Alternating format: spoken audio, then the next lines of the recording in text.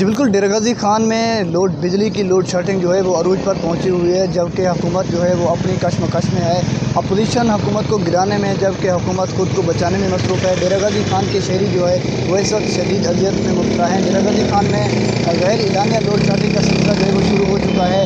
ڈیرہ غازی خان اور بالخصوص جتنے بھی آس پاس کے ارد گرد کے ایریاز ہیں، سب علاقوں کے بجلی بند کی جاتی ہے، جس کی وجہ سے شہری جو ہے وہ اذیت میں مبتلا ہیں۔ اس کے ساتھ ساتھ اگر بات کی جائے مساجد کی، تو وہاں پر بجلی نہ ہونے کی وجہ سے پانی ختم ہو جاتا ہے۔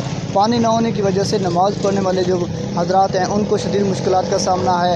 اور یہاں ماہ رمضان بھی شروع ہو چکا ہے، سحری اور افطاری کے دوران بھی بعض بجلی نہیں ہوتی، جو کہ انتہائی حیران کن بات ہے کہ ماہ رمضان میں بھی بجلی کی لوڈ شیڈنگ، غیر اعلانیہ لوڈ شیڈنگ جو کہ سمے سے ملک ہے۔ جیسے بجلی خان کی جو میٹرو خان ہے، ان سے ہم نے بات کی ہے، ان سے یہ کہنا ہے کہ یہ معمولی فالٹ ہے، جیسے اس پر بھی قابو پا لیا جائے گا۔